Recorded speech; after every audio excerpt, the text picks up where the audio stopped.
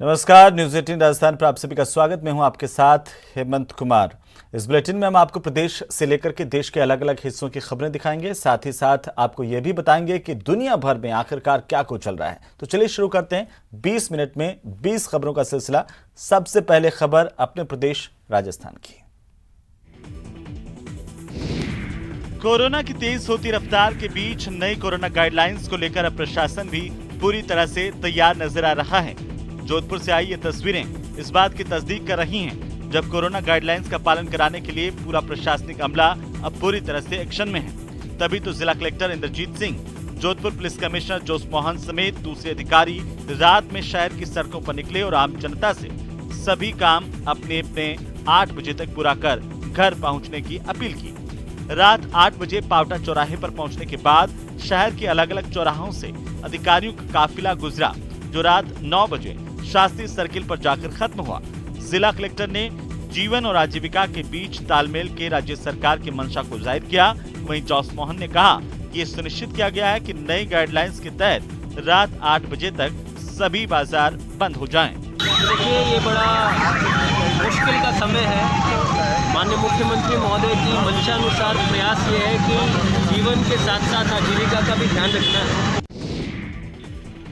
अगर अब नहीं सुधरे तो पड़ेगा महंगा, अगर गाइडलाइन का किया उल्लंघन तो होगी सख्ती।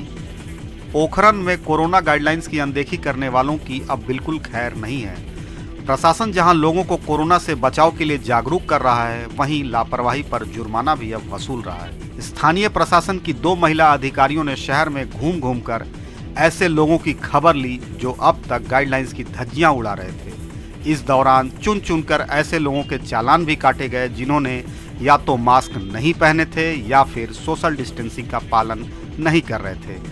तहसीलदार बंटी राजपूत, नगर पालिका सीईओ तनुजा सोलंकी ने जहां लापरवाहों के खिलाफ कार्रवाई की, वहीं शहर के बाजार का निरीक्षण कर लोगों को कोरोना से बचाव के संदेश भी दिए हैं। तो जैसा कि पहले भी कोरोना की 2 लहरें आई और जो फर्स्ट लहर आई थी उसमें हमारे बुजुर्ग गए और दूसरे में हमारे यंग जो थे वो चले गए। अभी कोरोना की तीसरी लहर आई है, तो उससे हमें सावधान होने का जरूरत है। पहले ही सचेत हो जाएं। कोविड एप्रोप्रिएट बिहेवियर की पालना हेतु लोगों से समझाइश की जा रही है और विदाउट मास्क जो घूम रहे हैं उनके लिए हम लोग चालान कर रहे हैं। दुनिया की कई चोटियों पर विजय प्राप्त करने वाली सीकर की बेटी रजनी चौधरी ने एक बार फिर कमाल किया है। रजनी ने इस बार दुनिया की मुश्किल चोटियों में शुमार किलिमंजारो को फतेह किया है। किलिमंजारो अफ्रीका महाद्वीप की सबसे ऊंची चोटी है और तंजानिया देश में स्थित है।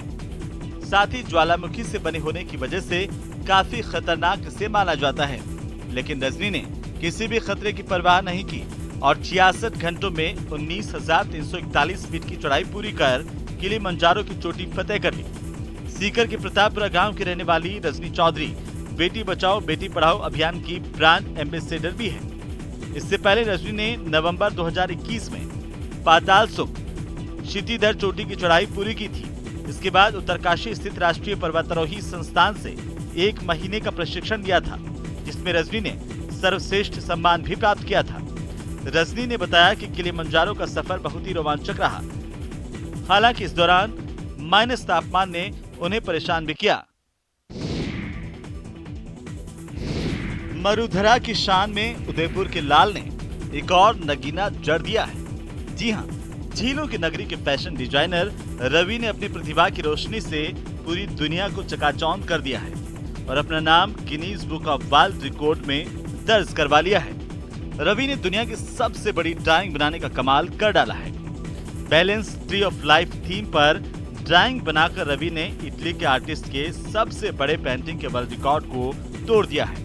रवि ने 26 नवंबर 2021 को महाराणा भोपाल स्टेडियम में बास्केटबॉल मैदान में इस ड्राइंग को बनाने की शुरुआत की और लगातार 5 दिन यानी 30 नवंबर 2021 तक काम किया। इसके बाद 6,781 वर्ग फीट की ड्राइंग तैयार हुई और नया वर्ल्ड रिकॉर्ड बन गया।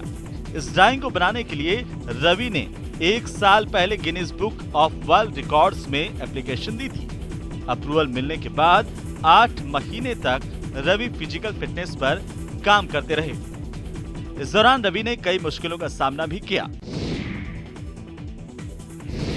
कसम वो होती है जो तोड़ी ना जाए, जो छोड़ी ना जाए, और जालोर के हुकुमदास वैष्णव ने जो कसम खाई थी उसे आखिरकार 57वें साल में पूरा कर ही डाला है।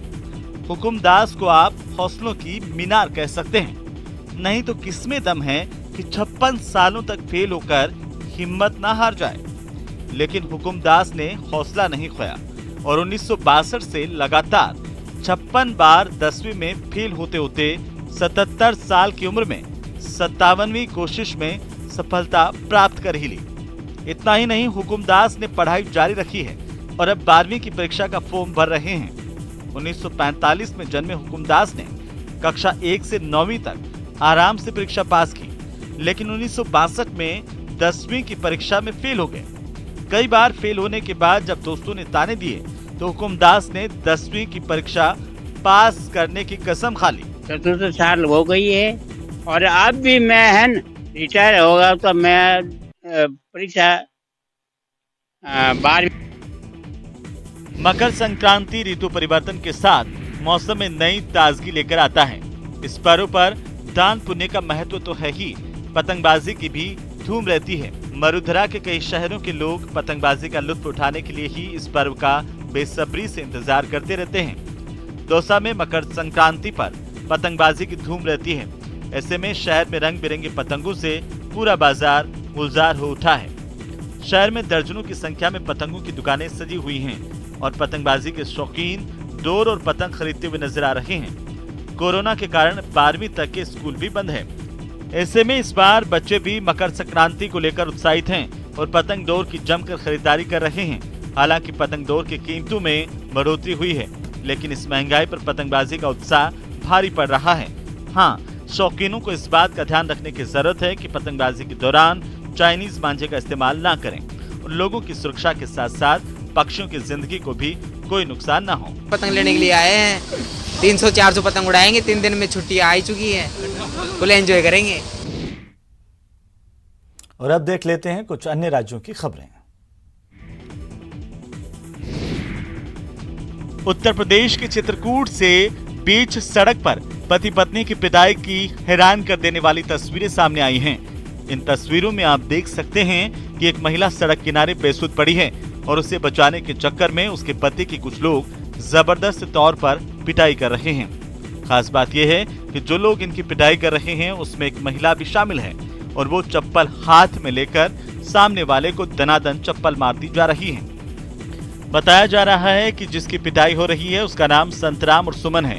दोनों कौशाम्बी के रहने वाले हैं, जिन्हें एक मोबाइल टावर का ठेकेदार 10,000 रुपए महीने की बात कहकर नासिक ले गया था, लेकिन 1.5 महीने काम करने के बाद उसने दोनों पति पत्नी को काम से निकाल दिया और चित्रकूट आकर पैसे लेने की बात कही।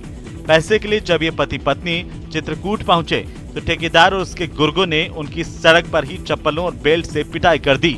इस पिटाई के बाद दोनों ने थाने में ठेकेदार अनूप के खिलाफ शिकायत की है, लेकिन पुलिस ने अभी तक इस मामले में किसी तरह की कोई कार्रवाई नहीं की है। बिहार के मुंगेर से डरा देने वाली तस्वीरें सामने आई हैं। आप देख सकते हैं कि इन तस्वीरों में 2 गुटों के लोग किस कदर एक दूसरे पर पत्थर फेंक रहे हैं।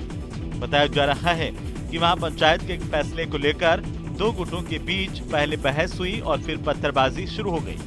इसका वीडियो इंटरनेट पर वायरल हो रहा है। इस वीडियो में 2 गुटों के बीच ताबड़तोड़ पत्थरबाजी होती दिखाई दे रही है और जैसे ही पत्थरबाजी का यह सिलसिला तेज हुआ, वहां अफरा तफरी मच गई और लोग खुद को पत्थरों से बचाने के लिए भागते नजर आए। वहीं इस पत्थरबाजी के बीच कुछ लोग डंडों के साथ भी खड़े दिखे। बताया गया कि इस झड़प में 5 लोग गंभीर रूप से घायल हो गए, जिन्हें इलाज के लिए अस्पताल में भर्ती करवाया गया। बाद में दोनों गुटों की ओर से इस मामले को लेकर पुलिस थाने में शिकायत दर्ज करवाई गई। आपको बता दें कि मुंगेर के इस गांव में 3 दिन पहले 2 गुटों का विवाद हुआ था, जिसमें सरपंच के पति ने पंचायत करके मामला रफा दफा करवा दिया था। उसी फैसले से नाराज होकर एक गुट के लोगों ने उन पर हमला किया। मध्य प्रदेश के भोपाल से हैरान करने वाला एक वीडियो सामने आया है। इन तस्वीरों में आप देख सकते हैं कि किस तरीके से गुस्से में बौखलाई ये महिला ठेले पर से फल उठा उठाकर सड़क पर फेंक रही है। बताया जा रहा है कि फल बेचने वाला आदमी अपना ठेला लेकर जा रहा था। इसी दौरान सड़क पर खड़ी महिला की कार से वो टकरा गया। इसी बात से नाराज होकर महिला ने हंगामा शुरू कर दिया। पहले तो उसने फल वाले को खूब खरी-खोटी सुनाई और फिर उसने उसके ठेले पर से फल उठाकर बीच सड़क पर फेंकने लगी। ये महिला एक-एक करके सारे फल सड़क पर फेंकने लगी और इसी दौरान वो लगातार फल वाले से बहस भी करती नजर आई। फल वाले को पहले तो कुछ भी समझ में नहीं आया, लेकिन जब उसने महिला को रोकने की कोशिश की तो उसने फल वाले की एक नहीं मानी। इस दौरान कुछ लोग वहां से गुजरते दिखे, लेकिन किसी ने महिला को नहीं रोका। बताया गया कि महिला वहां के एक नामी कॉलेज में प्रोफेसर है। बिहार के नवादा से चौंकाने वाली तस्वीरें सामने आई हैं। वहां पर एक गाड़ी बेकाबू होकर बीच सड़क पर ही पलट गई, जिसके बाद उस पर रखी शराब को लूटने की होड़ मच गई। बिहार में शराबबंदी के बावजूद इन शराब की बोतलों को उस गाड़ी में छिपाकर ले जाया जा रहा था। तभी नवादा के एक भीड़ भाड़ वाले इलाके में वो गाड़ी पलट गई और फिर वहां शुरू हो गया शराब की बोतलों को लूटने का सिलसिला, जिससे जितना बन पाया वो उतनी बोतलें लेकर भागने लगा। हालांकि वहां मौजूद कुछ लोग ऐसे भी थे जो इस लूटपाट से दूर रहे। इसी बीच खबर मिलते ही वहां पर पुलिस और प्रशासन की टीम भी पहुंच गई।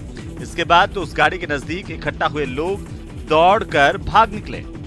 बाद में पुलिस ने उस गाड़ी के साथ शराब की सभी बोतलें भी जब्त कर ली और इस मामले से जुड़े शराब कारोबारी का पता लगाने में जुट गई। पिकअप पलटने के बाद सूचना के आधार पर थाना के लोग भी पहुंच गए, हम लोग भी साइज की टीम भी पहुंच गई है। उसमें शराब, विदेशी शराब पाया गया है, बहुत सा विनष्ट हो चुका है। उसकी गिनती अभी पूरी तरह से नहीं हो पाई है। हम लोग थाने पहुंच के इसकी गिनती करेंगे। शराब लेके भागने का भी कुछ बात आया सर? शराब अभी तो जानकारी हो रही है कि शराब गुजरात के गिर सोमनाथ से एक रोंगटे खड़े कर देने वाली तस्वीर सामने आई है। बताया गया कि एक स्कूल बस की जबरदस्त टक्कर के बाद ट्रैक्टर ट्रॉली बेकाबू होकर सड़क के किनारे खड़ी एक क्रेन से टकरा गई और इस हादसे की तस्वीरें वहां लगे सीसीटीवी कैमरे में रिकॉर्ड हो गई। इन तस्वीरों में साफ नजर आया कि बस की टक्कर के बाद ट्रैक्टर ट्रॉली बेकाबू हो गई। ट्रैक्टर के ड्राइवर ने काफी संभालने की कोशिश की, लेकिन सामान लदा होने की वजह से ट्रॉली ने उसे भी आगे धकेल दिया और ट्रॉली सड़क के किनारे खड़ी एक क्रेन से टकराकर पलट गई। इसके बाद ट्रैक्टर ट्रॉली से अलग होकर सड़क के किनारे दूसरी ओर बढ़ता हुआ नजर आया। आनन फानन में आसपास मौजूद लोग वहां पर पहुंचे और ट्रॉली पर बैठे मजदूरों को बचाने में जुट गए। इसके कुछ देर बाद ट्रैक्टर को टक्कर मारने वाली स्कूल बस भी सड़क के किनारे आकर रुक गई और उसमें बैठे बच्चे बाहर उतरते दिखे। गनीमत रही कि स्कूल बस में बैठे बच्चों को इस हादसे में कोई चोट नहीं आई। तो चलिए यहाँ रुकेंगे एक छोटे से ब्रेक के लिए, जल्द लौटेंगे।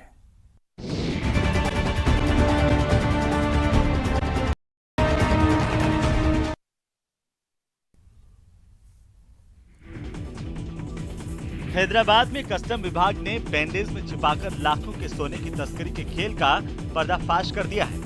गोल्ड तस्करी के इस खेल का पर्दाफाश राजीव गांधी अंतर्राष्ट्रीय हवाई अड्डे पर किया गया, जहां पर कस्टम विभाग के एक अफसर ने संयुक्त अरब अमीरात से पहुंचे एक यात्री को रोक लिया था और उसकी चेकिंग की गई थी, जिसमें उसके पास पेस्ट की तरह डाला हुआ 970 ग्राम सोना मिला।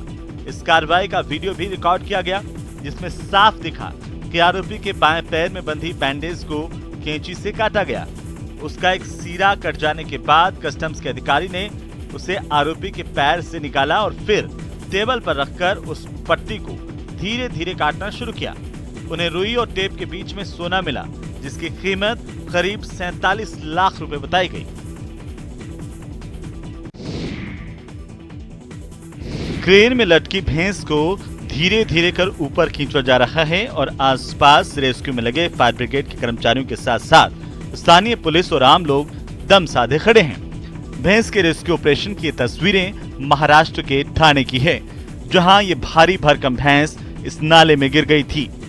भैंस के नाले में गिरने की खबर जब पुलिस को मिली तो उन्होंने फायर ब्रिगेड को इसकी खबर की और फिर सब के सब मौके पर पहुंचे। इसके बाद शुरू हुआ भैंस का रेस्क्यू मिशन। बताया जा रहा है कि सबसे पहले तो इस भैंस को रस्सियों से बांधा गया। नाले में गिरने से डरी हुई भैंस किसी को पास फटकने नहीं दे रही थी, जिसकी वजह से इसे रस्सियों से बांधने में घंटे भर से ज्यादा का वक्त लग गया। भैंस को रस्सियों से बांधने के बाद एक क्रेन बुलाई गई और उसकी मदद से इस भैंस को बाहर निकालने की कोशिश शुरू हुई।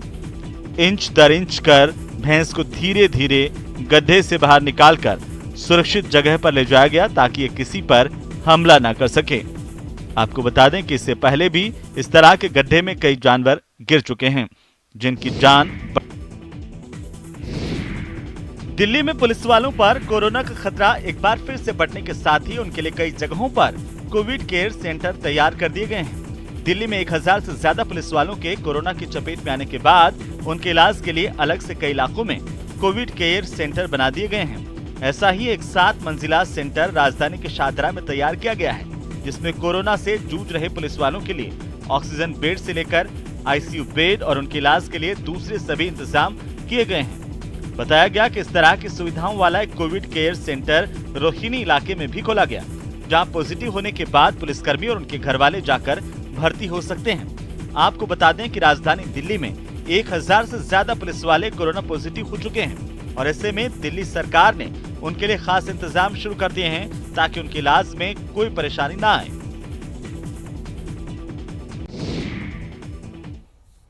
चलिए इसी के साथ ही इस बुलेटिन फिलहाल इतना ही। नमस्कार।